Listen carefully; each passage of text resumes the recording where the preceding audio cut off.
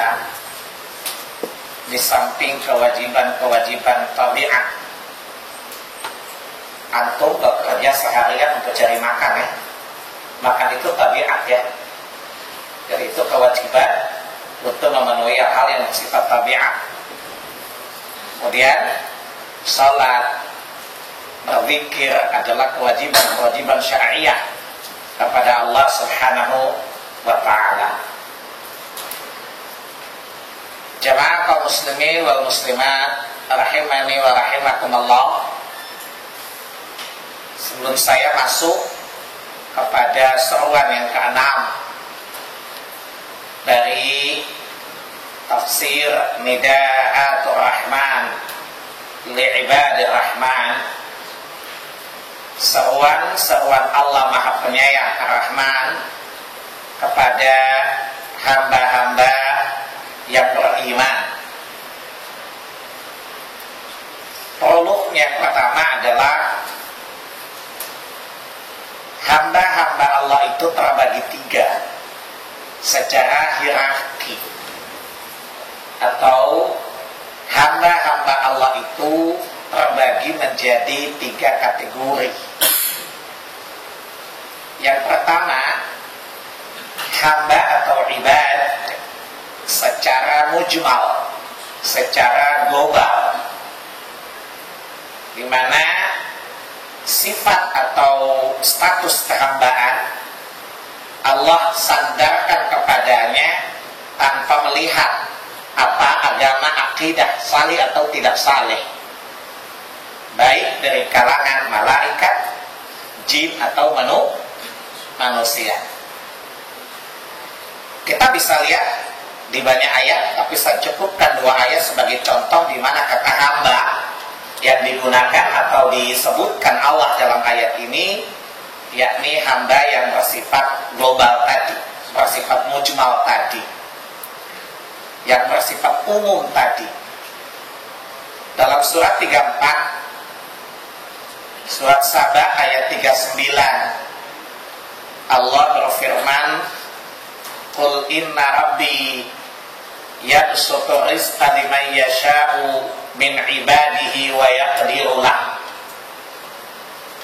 Katakanlah Muhammad, sesungguhnya Rabb Allah yang menentukan, melebihkan dan membatasi rezeki dari tiap di antara hamba-hambanya. Kata ibadih di sini adalah hamba secara mutlak, hamba secara menyeluruh, imma dia mukmin atau imma dia kafir. Semuanya termasuk maksud ayat ini adalah kehambaan secara menyeluruh. Jadi tidak terikat dengan, tidak terkait dengan keyakinan dan status agama. Atau di dalam surah 19 ayat 95 Allah katakan, kulluhum ati yaumal qiyamati ada. Ya maaf, ayat 93 ya. Ya. In kullu man fis samawati wal ardi illa atir rahmani abda. Tidaklah segala yang di langit dan di bumi melainkan kelak akan datang kepada Allah pada hari kiamat sebagai seorang hamba. Jadi semua orang pada hari kiamat akan dihimpun oleh Allah, malaikat, jin dan manusia pada hari kiamat. Pada hari itu semua berkumpul dengan satu status hamba Allah Subhanahu wa ta'ala. Dia beriman atau dia kafir, nanti baru dia akan diseleksi oleh Allah Subhanahu wa ta'ala. Yang kedua adalah hamba-hamba yang khusus. Adalah hamba, jadi kalau kita bikin lingkaran, ada lingkaran besar, kemudian ada lingkaran kecil di dalamnya. Mereka ini adalah orang-orang yang beriman. Karena Allah ketika menciptakan manusia ada yang beriman dan kafir. Ada yang beriman, ada yang kafir. Sebagaimana Allah firmankan dalam surat 4, surat At-Taghabun ayat 2, huwallazi khalaqakum faminkum kafiru wa minkum mu'min. Allah lah yang menciptakan kalian sebagai hamba tadi, lalu ada yang beriman dan ada yang kafir. Kenapa yang pertama mereka disebut hamba? Karena tujuan penciptaannya adalah untuk beribadah kepada Allah, untuk menghambakan diri kepada Allah. Kemudian ada yang patuh, ada yang tidak patuh. Ya, kita masih ingat dan pasti ingat insyaallah surat 51 Ad-Dariyat ayat 56, wa ma khalaqtul jinna wal insa illa liya'budun. Allah tidak menciptakan jin dan manusia kecuali untuk menghambakan diri kepada Allah. Ya, kecuali untuk menghambakan diri kepada Allah. Maka yang pertama kali Allah perintahkan kepada manusia dalam Quran adalah perintah untuk menyembah Allah saja. Surat 2 Al-Baqarah ayat 21. Ya ayyuhan nasu ubudu rabbakum alladzi khalaqakum wal ladzina min qablikum la'allakum tattaqun. Ayat di sini Allah memanggil seluruh manusia untuk beribadah karena dia memang hamba. Tugas kehambaannya adalah beribadah kepada Allah Subhanahu wa taala. Lalu ada yang memenuhi seruan tadi, ada yang tidak memenuhi seruan tadi.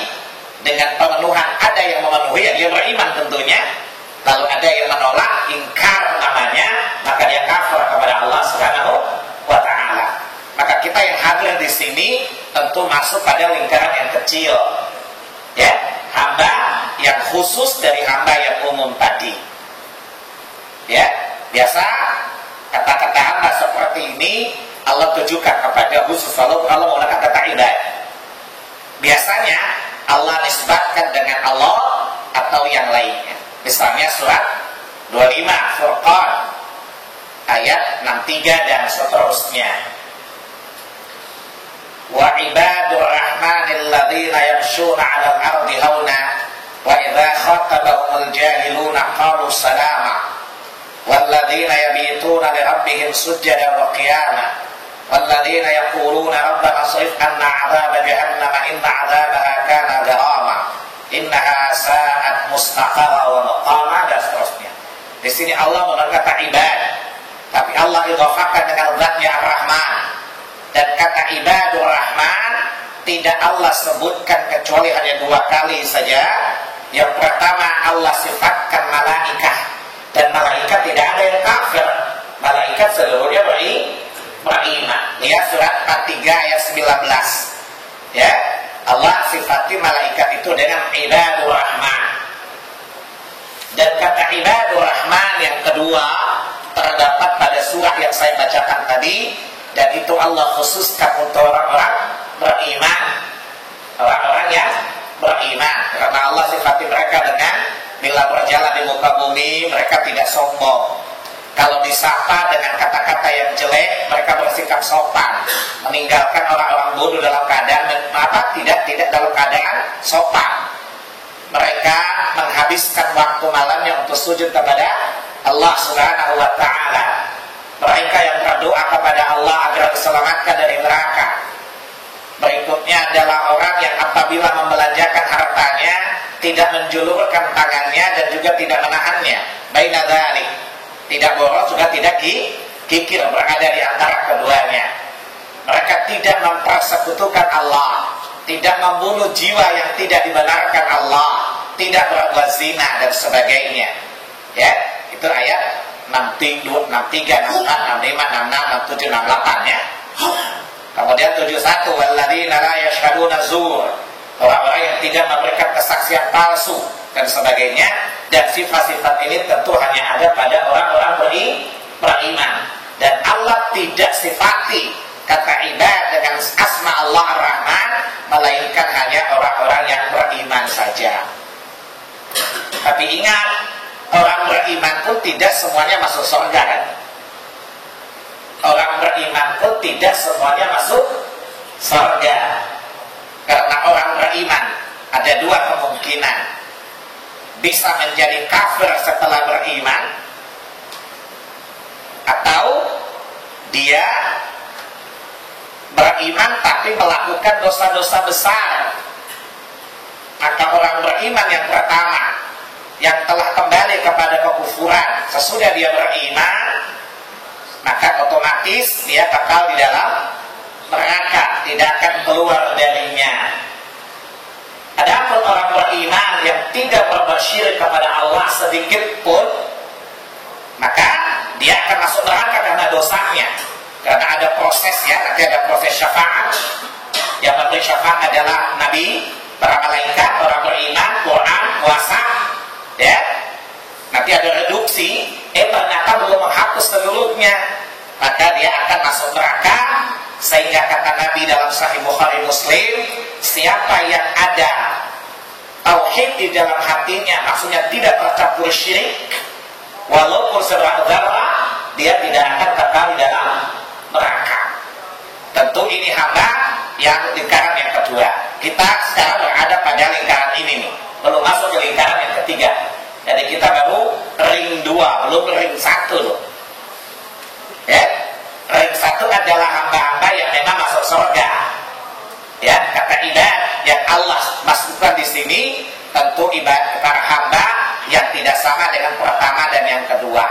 Lihat surat 89, surat Al-Fajr ayat 27 sampai dengan 27 sampai dengan 30. Ya ayyatuhan nafsul mutmainnah, irji'i ila rabbiki radiyatan mardiyah, fadkhuli fi ibadi. Kata ibadi di sini kan tidak sama dengan ibadi yang pertama tadi ya. Jelas ya? Dan kata ibadi yang ini merupakan bagian dari ibadi yang kedua, di mana orang-orang yang kata Allah, masuklah kalian ke dalam kelompok hamba-hambaku. Kata hamba di sini bukan hamba yang bersifat amma umum tadi, sebab kalau pakai ayat ini Yahudi masuk surga juga kan, tapi tidak. Maka hamba di sini tentu hamba-hamba yang khusus dari yang khusus tadi. Kata tadi umum, khusus, kemudian lebih khusus lagi ya. Jadi lingkaran lebih kecil dan memang jumlahnya sedikit kan. Penghuni surga itu sedikit, penghuni neraka itu banyak. Nah, untuk mencapai yang ketiga ini, maka perlu ada penyeleksian pada lingkaran yang kedua. Jadi kita ini sudah terseleksi dari lingkaran yang pertama ya. Sekarang sudah masuk ke lingkaran yang kedua, kan kita masih beriman kan? Masih beriman tidak? Masih.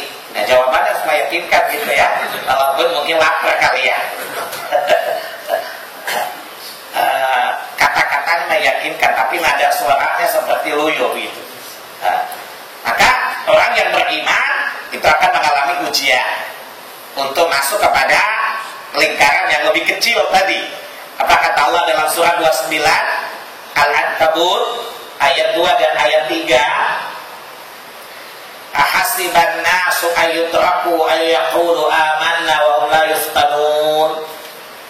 Apakah manusia mengira bahwa andai kata dia berkata amanna, kami telah beriman, apa kata Allah? Apa ahasiban nas, apakah manusia mengira ayyutraku, dia dibiarkan, ya, yaqulu amanna, berkata kami telah beriman, wa hum la yuftanun, apa mereka tidak diuji dulu?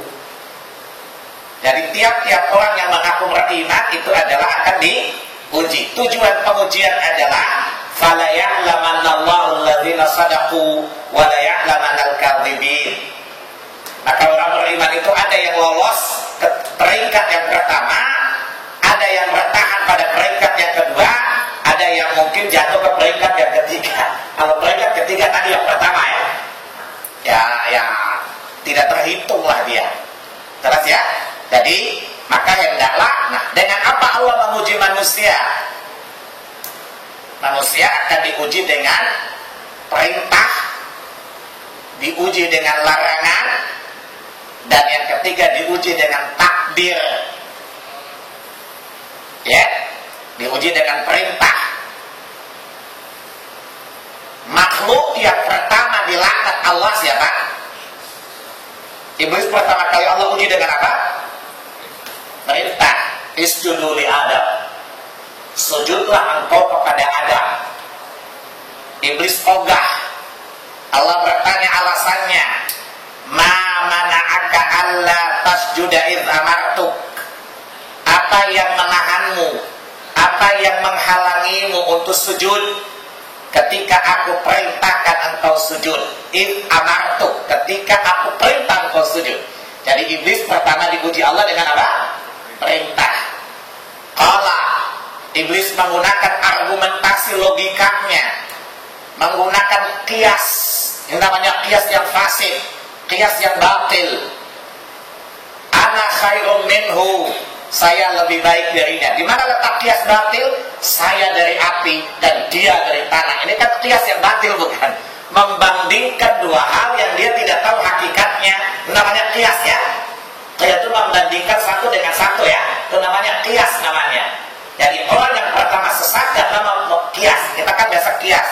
Suka menggunakan kias yang batil untuk menolak hukum-hukum Allah, untuk melakukan pelanggaran. Dan Allah ya tahu dalam perjalanannya iblis tidak bertaubat kepada Allah, maka selama-lamanya dia dilaknat oleh Allah Subhanahu wa ta'ala. Jadi kalau iblis hanya melanggar satu perintah pertama kali saja, dan itu pun hanya sujud kepada manusia, menghormati manusia. Sujud di sini maknanya ihtiram ya, bukan ibadah. Kata sujud di sini bukan ubudiyah, cuma ihtiram, pemuliaan, karena Allah memang memuliakan manusia. Di surat 17 ayat 70, wa laqad karramna bani Adam. Jadi ini adalah ihtiram, pemuliaan saja, bukan ubudiyah. Jadi kata sujud yang diperintahkan Allah kepada iblis itu adalah bukan ubudiyah kepada Adam, tetapi hanyalah ihtiram, adalah bentuk pemuliaan kepada Adam, karena Allah menjelaskan Adam lebih mulia daripada iblis. Karena kata Allah di surat 17 tadi apa? Wa faddalnahum ala katsirin mimman khalaqna tafdila. Dan kami lebihkan, kami utamakan manusia dari kebanyakan makhluk. Kata kebanyakan bukan semua ya. Berarti malaikat lebih baik dari kita dong. Malaikat lebih baik dari kita. Akan tetapi pada kondisi tertentu manusia lebih baik dari malaikat. Para nabi lebih baik dari malaikat. Kenapa? Karena malaikat kan imannya nggak bertambah, nggak berkurang. Kan malaikat tidak diuji dengan syahwat dan syubhat. Maka iman malaikat tidak bertambah juga tidak berkurang. Jelas ya? Sementara manusia beriman tentu imannya naik terus, dan kemungkinan naik bisa melampaui imannya malaikat. Contoh bahwa kelak kita kasih surga, malaikat menyambut kita untuk mengucapkan selamat. Berarti lebih hebat orang beriman kan? Melampaui malaikat di sisi Allah tabaraka wa taala. Ya, yadkhulunal malaikati min kulli bab. Salamun alaikum bima sabartum fa ni'ma uqbadar. Surat 13 ya, surat Ar-Ra'd ayat 23 dan 24. Ya, nah, manusia akan diuji dengan perintah tadi. Yang kedua, larangan. Tadi saya bilang gini, iblis hanya awalnya kan satu perintah saja. Yang kedua disuruh sujud kepada Adam, disuruh menghormati Adam, dia nggak mau. Iblis dikeluarkan di surga, padahal sudah di surga. Lalu kita di mana Pak? Sudah puluhan perintah kita langgar. Udah gitu bukan malah sujud kepada Allah lagi, belum masuk surga lagi. Kira-kira punya peluang nggak? Yang di dalam saja Allah usir, apalagi yang di luar. Sadar nggak maksudnya? Jadi iblis bilang gini, Allah lu jangan ketawa lo, gue udah dilawannya keluar, apalagi lo. Gue baru satu kesalahan aja gue diusir lo, apalagi lo. Tapi ya mungkin iblis nggak poker kayak saya gini lah gitu ya. Yang kedua, Allah menguji kita dengan larangan. Dan Adam dikeluarkan dari surga dalam keadaan tercela disebabkan diuji pertama kali dengan larangan.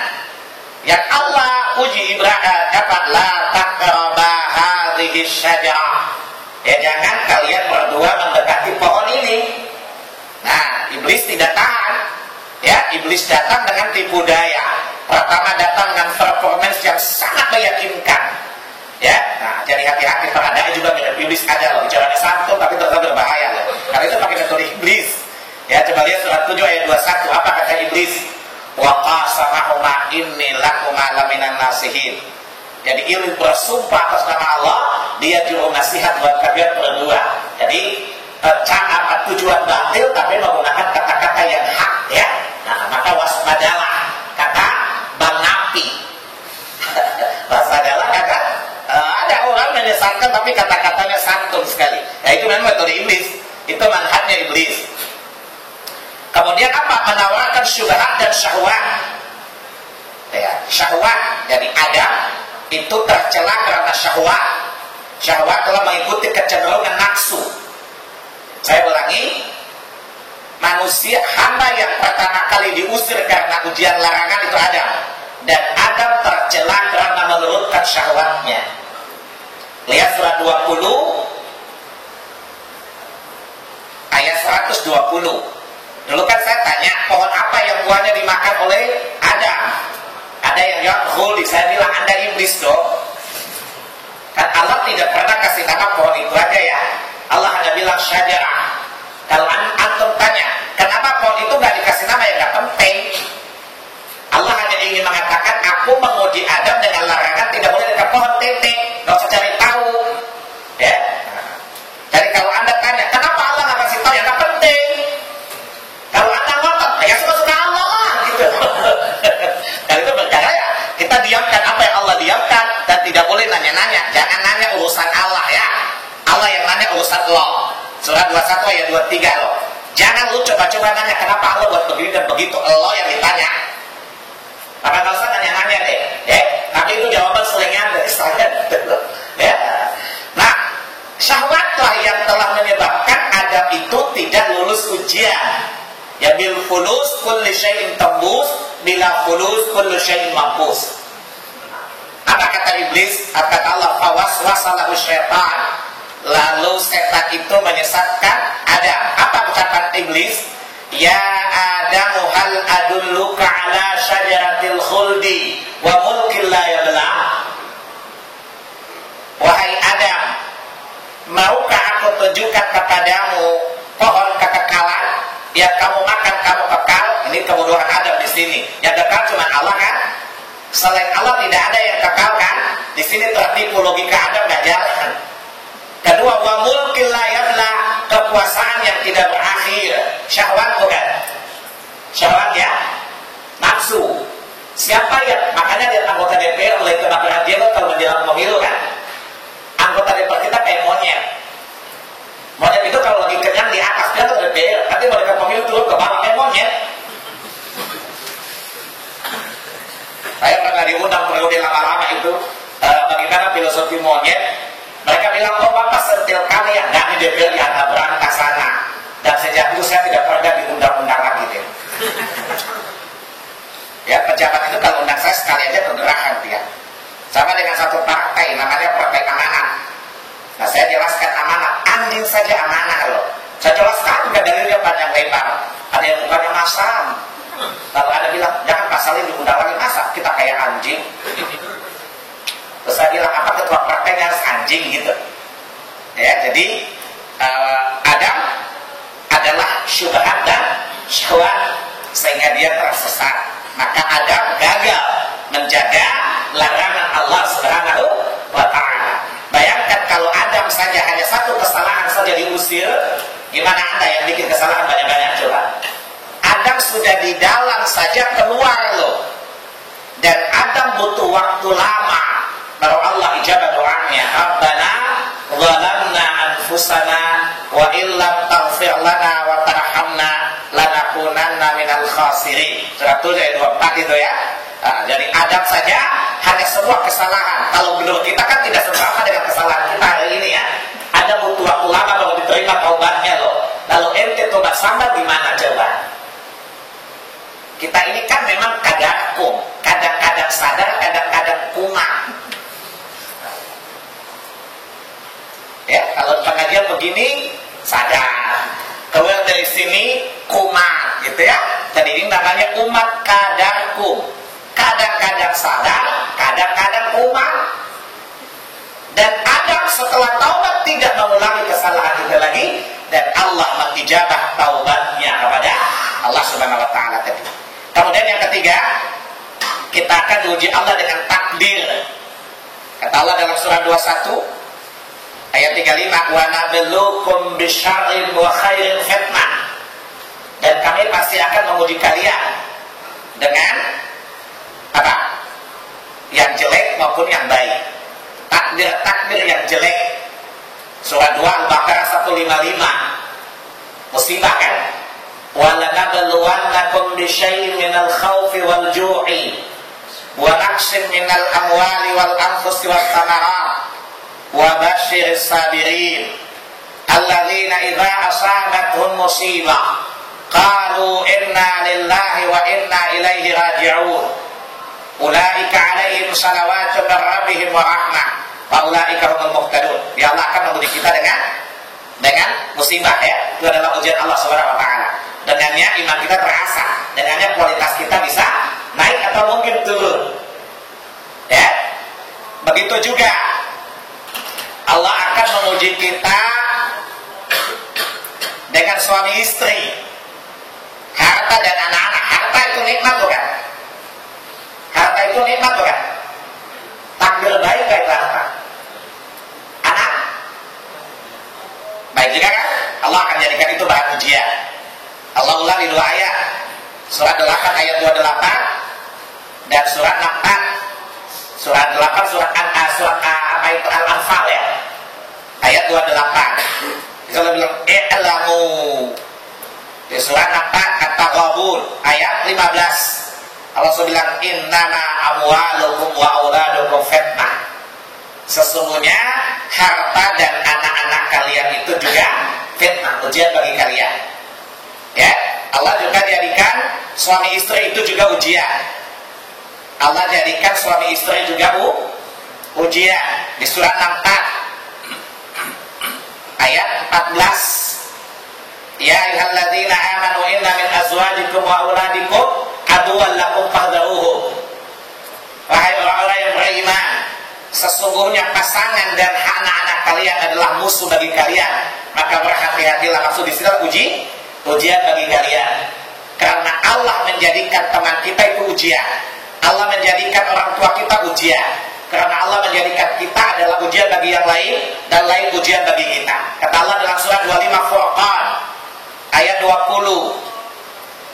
Setelah Allah menjelaskan tidak seorang rasul pun saya utus sebelum engkau illa ya'kulani ta'am wa yamshuna fil amsar, kecuali Nabi itu pasti makan makanan sama seperti kalian dan jalan-jalan di pasar. Maksudnya apa?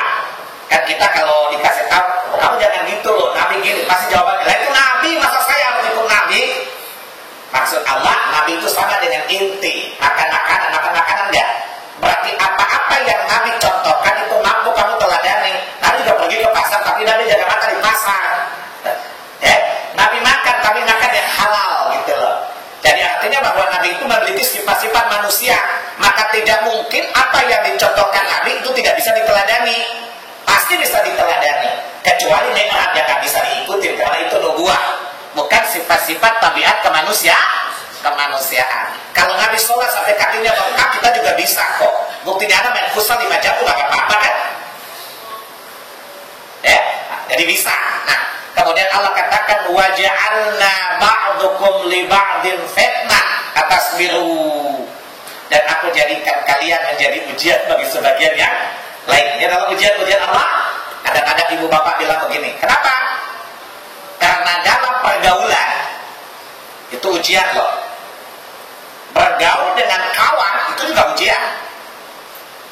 Makanya ada orang yang menjadi lurus karena kawannya, ada orang yang jadi bengkok karena kawannya. Betul ya?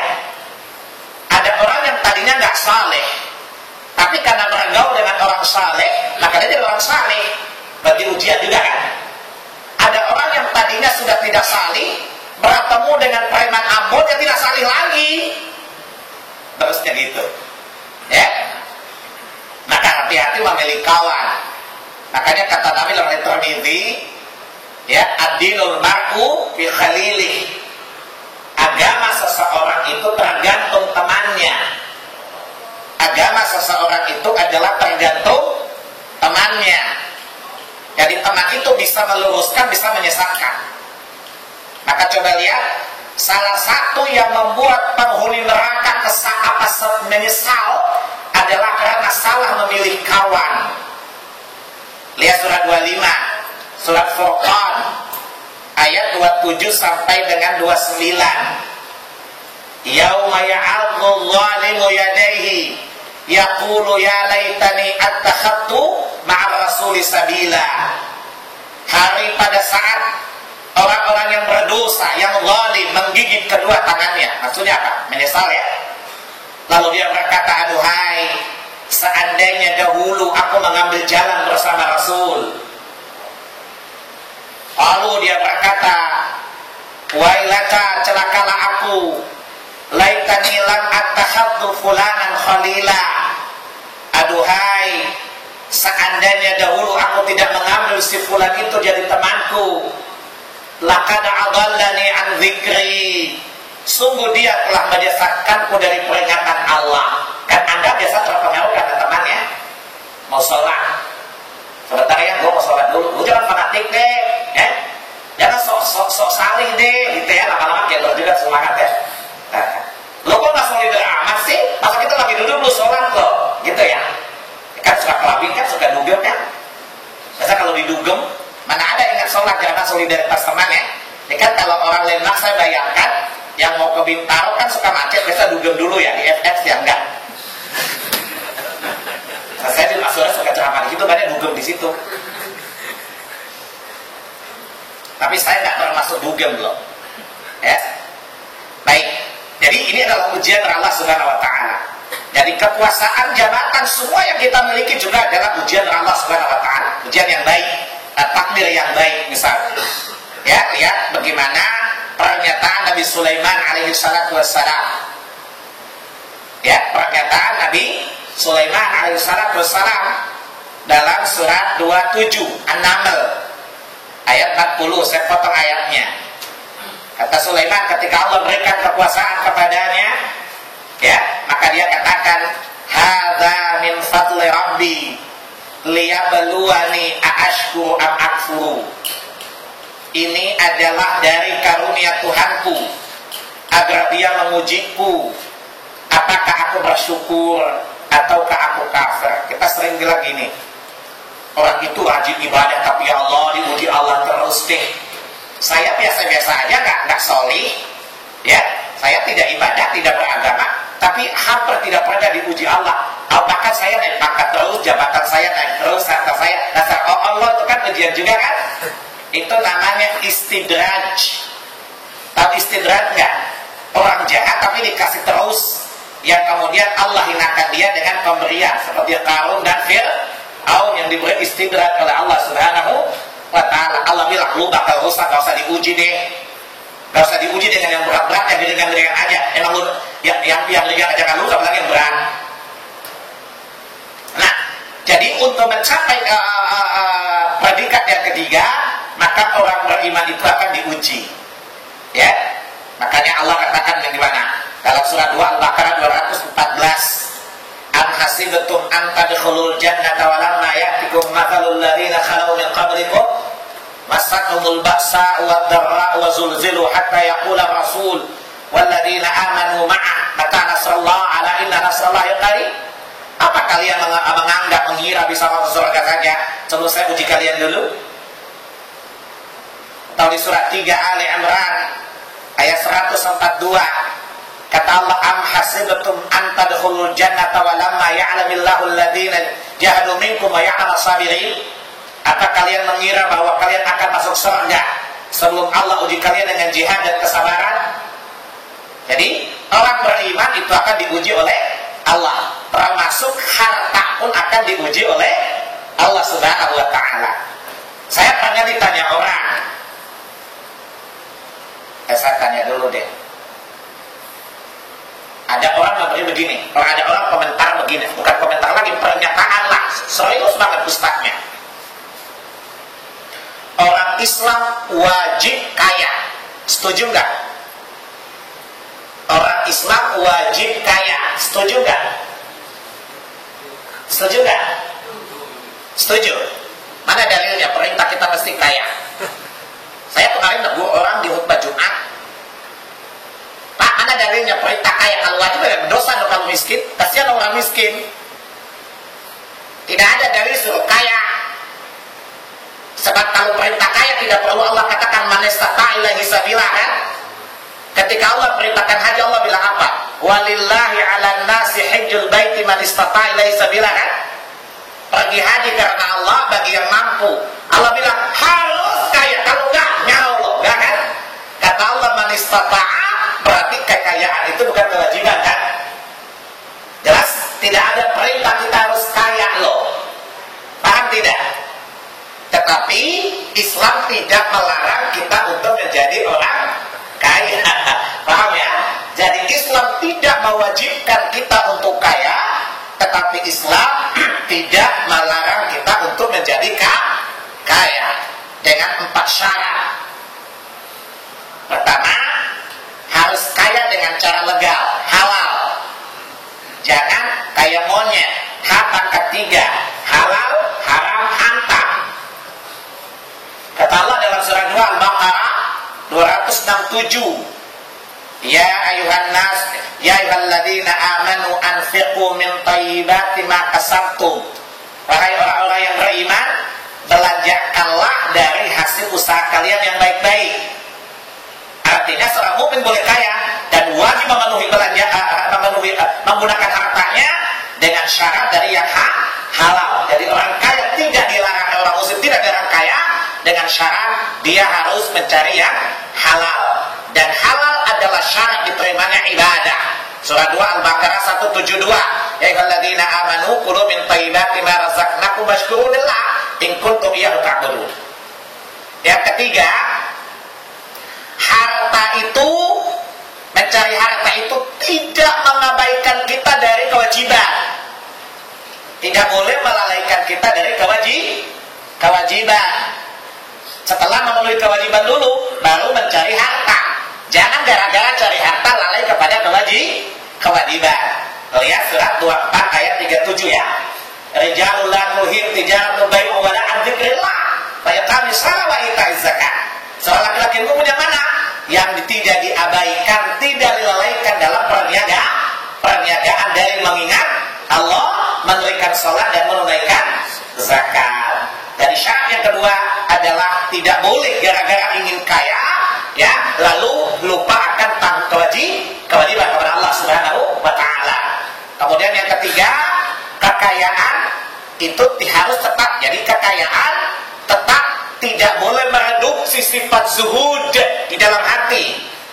Karena seorang mukmin harus zuhud terhadap dunia. Tahu zuhud? Tidak rakus kepada dunia, tapi rakus kepada akhirat. Dalilnya surat 3 ayat 14-15. Zuyina lin-nasi hubbu syahwati minan nisa'i wal banin wal qanatiril muqantarati minadh dhahabi wal fiddah wal khailil musawwamati wal an'ami wal harth. Dzalika mata'ul hayatid dunya wallahu indahu husnul ma'ab. Setelah Allah jelaskan cara fitrah, Allah tanamkan kepada hati lu kecenderungan untuk jadi orang kaya, tetapi Allah bilang itulah hanya hiasan dunia saja. Yang ada di sisi Allah itu jauh lebih baik. Jadi yang lebih baik kekayaan atau di sisi Allah? Itu dalil tentang zuhud. Tidak boleh rakus kepada dunia. Surat 16 ayat 96. Ma'indakum yanfadu wa ma'indallahi ba'. Apa-apa yang ada di sisi kalian akan lenyap, dan apa-apa yang ada di sisi Allah itu kekal. Sehingga seorang mukmin ketika dia kaya tetap zuhud. Dia mengatakan harta bukan tujuan, akhirat adalah tujuan.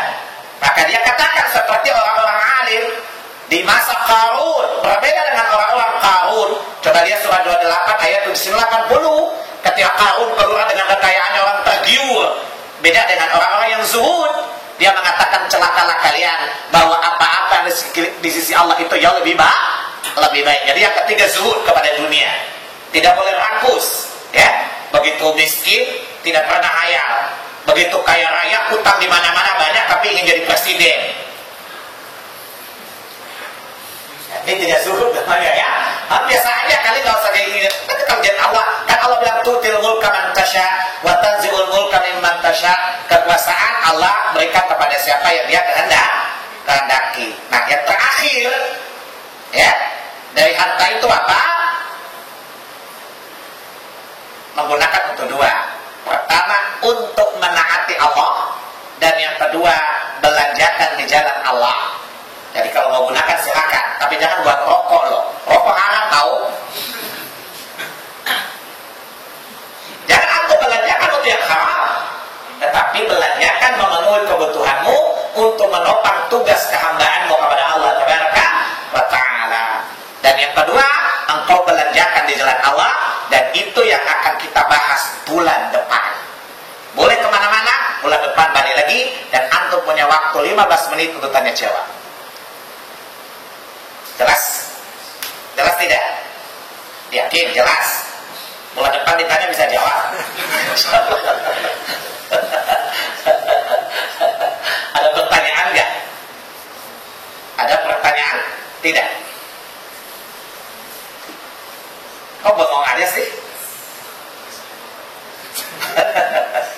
Gimana? Ada pertanyaan tidak? Baik. Tapi ini di luar yang tadi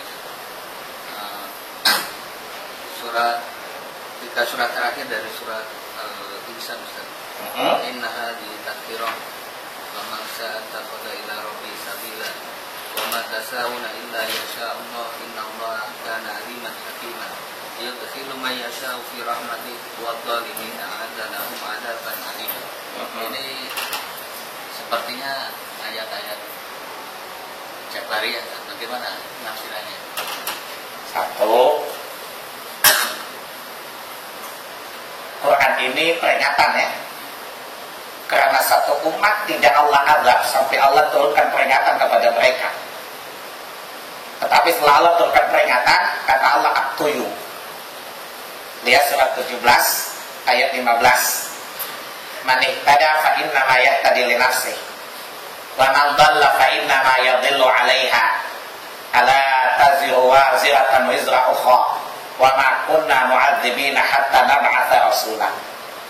Jadi setiap nabi datang pasti punya kitab, dan seluruh kitab itu adalah peringatan, tadhkirah. Maka siapa mengikuti hidayah itu adalah untuk keselamatan dirinya sendiri, dan siapa yang memilih kesesatan menolak peringatan maka dia menanggung resikonya sendiri, dan engkau tidak bertanggung jawab atas dosa orang lain. Maka Allah mengakhiri dengan pernyataan, tidaklah satu kaum diazab oleh Allah melainkan telah datang kepada mereka seorang pemberi peringatan. Ya. Kemudian Allah katakan, faman syaa'a attakhadha ila rabbih ma'abah. Ya. Kemudian kata Allah, maka barang siapa menghendaki bagi kebaikan dia mengambil jalan menuju kepada Tuhannya. Tetapi kamu tidak bisa kecuali ingat bahwa hidayah itu dari Allah. Kan Allah, jadi itu memang jalan itu tidak mudah kecuali Allah berhidayah. Jelas ya? Makanya penghuni surga ketika masuk, apa dia ucapkan? Buset dah surga nih, untung gua beramal, kalau enggak nyahok lo gua. Enggak. Kenapa? Karena seseorang tidak mungkin masuk surga kecuali dengan amal. Saya ulangi, maaf. Seseorang tidak mungkin masuk surga kecuali dengan rahmat Allah. Dan rahmat Allah itu tidak bisa kita dapatkan kecuali dengan amal. Dan rahmat Allah itu yang paling besar namanya hidayah ya. Maka coba lihat penghuni surga ketika masuk, apa dia bilang? Untung gua beramal, kalau enggak nyahok di gua. Enggak. Lihat surat 7 ayat 43. Apa kata penghuni surga? Alhamdulillahilladzi hadana lihadza wa ma kunna linahtadiya laula an hadanallah. Artinya, di sini tidak kontradiksi bahwa ini peringatan Allah. Sudah engkau diberitahu itu sudah ada hidayah apa? Irsyad kan? Jadi Allah sudah memberitahu kepadamu mana jalan ke surga dan jalan ke neraka kan? Maka hendaklah engkau laksanakan. Maka tidak ada alasan bagi siapapun saya belum dapat hidayah, dicekik batang lehernya loh.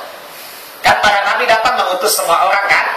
Maka begitu pesan itu sampai, tidak ada sikap kecuali sami'na wa ata'na. Cuma Allah bilang agar kamu tidak merasa ujub dengan dirimu bahwa kamu mampu melakukannya sampai kamu lupa akan kemahakuasaan Allah. Olehnya itu beramalah dan berdoalah kepada Allah. Misalnya Rabbana la tuzigh qulubana ba'da idh hadaitana. Jadi ada masyiah pada amal manusia, tapi juga tidak terlepas dari masyiah Allah Subhanahu wa taala. Menunjukkan bahwa manusia berbuat baik atas masyiahnya, kehendaknya, tetapi terwujud karena masyiah Allah Subhanahu wa taala. Jelas ya? Maka itulah seorang mukmin hendaklah berusaha untuk mendapatkan dua hidayah. Pertama hidayah akliyah, hidayah irsyad, tazkirah tadi peringatan. Quran tidak memisahkan sesuatu kecuali segalanya telah diterangkan. Likulli syai'in tibyanan, segala sesuatu telah dijelaskan Allah tabaraka wa taala. Sehingga kalau ada yang bodoh terhadap dinnya, jangan coba-coba bilang Allah belum turunkan tazkirah. Ya, tazkirah di sini Quran, bukan tazkirahnya Ahmadiyah. Jelas ya? Maka ketika seseorang telah diberi peringatan, dia merespon peringatan itu. Fafiru ilallah, dia segera berlari menuju Allah tabaraka wa ta'ala. Telah dipanggil, telah diseru, telah diingatkan, maka fafiru ilallah, dia segera berlari. Jangan dia bilang, ya saya tidak akan bergerak kecuali hidayah. Loh, kamu ngomong itu hidayah sendiri bukan? Kamu masih dari bahwa kamu berbuat kebaikan itu hidayah bukan? Nah, cuma kekuatan yang ada, kesemangat itu suka menurut. Yang bisa memberi hidayah, menguatkan hati adalah ya muqallibal qulub tsabbit qalbi ala dinik. Wahai jiwa yang membolak-balik hati, karena sifat manusia itu dhaif. Kata Allah dalam surah 4 ayat 28, yuridullahu yukhaffifa ankum wa khuliqal insanu dha'ifa. Allah menginginkan kemudahan karena manusia itu diciptakan lemah. Salah satu lemahnya hatinya berfluktuasi. Yang bisa mengokohkan adalah Allah. Jadi ini adalah hidayah taufik.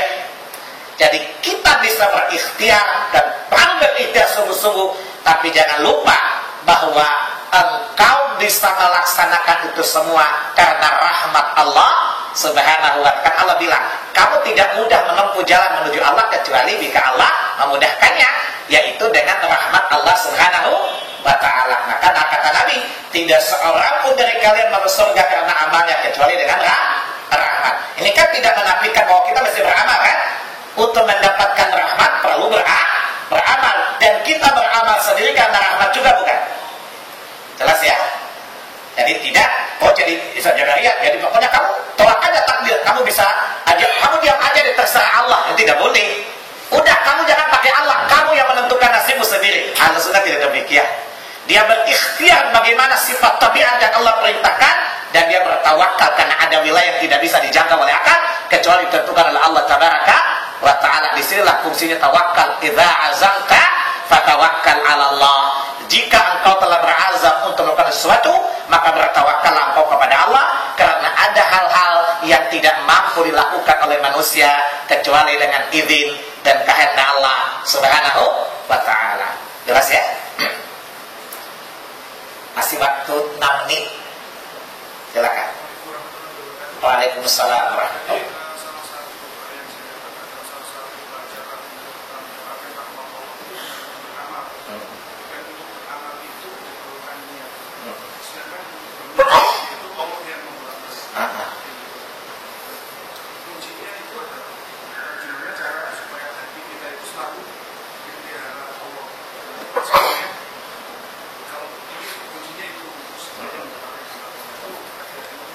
Sudah, supaya hati itu stabil, tidak ada instability, maka hati itu tidak akan mencapai puncak keikhlasan kecuali dibarengi dengan 3. Pertama, mahabbah, cinta.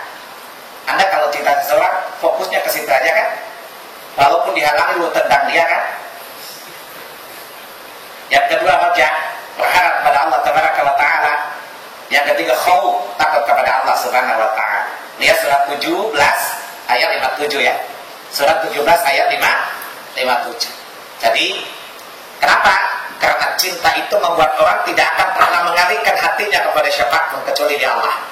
Maka Allah katakan bahwa orang mengalihkan cinta kepada selain Allah di atas orang mau patuh kepada selain Allah karena dasar cinta bukan? Dan orang mukmin meluluitasnya kepada Allah karena cinta juga. Surah 2 Al-Baqarah 165. Wa minan nasi may yattakhidhu min dunillahi arbaba, ya. Min dunillah kahubbillah. Ada orang beribadah kepada Tuhan serius banget, seperti dia menyembah Allah. walladzina amanu asyaddu hubban lillah.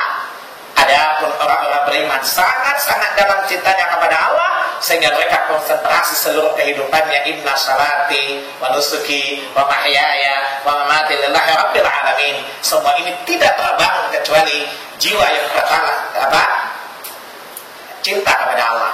Kemudian yarjuna rahmatallah, mereka mengharapkan rahmat Allah. Kalau engkau mengharapkan Allah, pasti Anda takut untuk kehilangan Allah.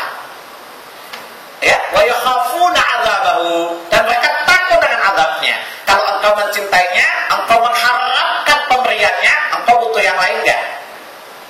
Apalagi kalau engkau takut bahwa dia sangat murka ketika engkau menduakan hatimu. Binimu juga marah kalau engkau menduakan, ya? Nah, Allah juga lebih marah. Maka Anda tidak akan menduakan karena takut jatah malam-malam nggak dikasih, bukan? Maka seharusnya Anda harus konsen untuk tidak menduakan Allah. Yaitu apa? Takut kepada Allah, takut apa yang Allah janjikan itu hilang. Ada harus rohnya bahwa apa yang Allah janji itu pasti. Makanya engkau mencintainya dengan kesungguhan, maka ikhlas itu akan menjadi teguh dan tegak dalam hatimu, insya Allah. Ada waktu 3 menit lagi deh. Saya nggak mau zalim loh, nggak mau korupsi saya. Nah, silakan. Assalamualaikum. Saya ingin bertanya, jika mana ada seseorang yang sudah pernah berangkat haji yang pertama tapi menggunakan uang korupsi, apakah dia perlu mengulang hajinya? Bagaimana statusnya? Baik, hajinya tidak sah. Karena tadi Allah bilang ya walladzina amanu anfiqu min thayyibati ma kasabtum. Saya pernah ngajar di sebuah BUMN ya, judulnya haram dan halal. Saya tanya mereka, saya tanya sama mereka, kalau makan babi boleh nggak? Nggak boleh. Kalau dikasih babi haram, haram.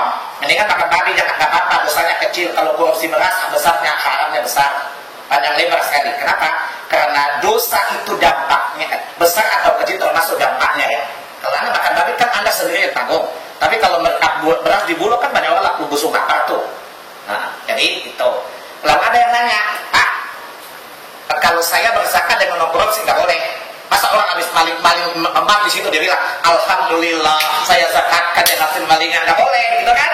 Nah, karena Allah suruh infakkan dengan harta yang halal Nah, kemudian hadis Muslim, apa kata Nabi? Kata Nabi, innallaha thayyib la yaqbalu illa thayyiba. Allah itu maha baik, tidak menerima kecuali yang baik-baik. Juga hadis Ibnu Majah, At-Tirmidzi, An-Nasa'i, dari lafaznya Darqutni. Barang siapa mengambil harta curian, berjihad di jalan Allah, dan bersedekah untuk keluarganya, kelak Allah mengumpulkan semua dan Allah azab dia dengannya. Jelas ya? Lalu orang di kantor itu nanya, Pak, kalau pergi haji gimana dengan uang itu? Saya tanya lagi, wudu dengan kencing boleh nggak? Dia bilang nggak boleh, sama dengan pergi dengan uang haram. Ngerti? Sejak saat itu saya pun tidak diundang juga. Ya ada yang ajaib deh. Ya? Orang kasih tahu dari marah. Dia tanya, saya jawab dia marah. Apa katanya? Bapak itu ekstrim. Saya bilang dia badannya ekstrim. Yang saya ngomong ekstrim. Tapi karena badannya ekstrim, dia mengira ekstrim. Jelas ya? Harus dia mengulang hajinya. Karena innallaha thayyib la yaqbalu illa thayyiba. Dan Allah tidak menerima kecuali yang baik-baik. Makanya Nabi, seluruh Nabi diperintah apa? Jangan beramal dulu sampai dia makan yang halal. Surat 21 ayat 52. Surat 23 ayat 52. Ya dan Rasul, kulu min thayyibati wa'malu salihah. Artinya setiap mukmin perhatikan apa yang dimakannya barulah dia beramal. Karena tadi Allah katakan makanan minuman yang halal syarat diterimanya ibadah. Surat 2 172 tadi. Jelas ya? Saya bagi yang sudah korupsi bertobat kepada Allah, kembalikan korupsinya dan beri haji ulang. Kalau tidak ada uang, tidak apa-apa. Tidak sanggup untuk pergi 2 kali kan? Nah, tapi taubat dari pertama. Pas dan satu. Jangan nanya sebegitu korupsi juga. Subhanakallahumma wa bihamdika asyhadu an la ilaha illa anta astaghfiruka wa atubu ilaik. Wassalamualaikum warahmatullahi wabarakatuh.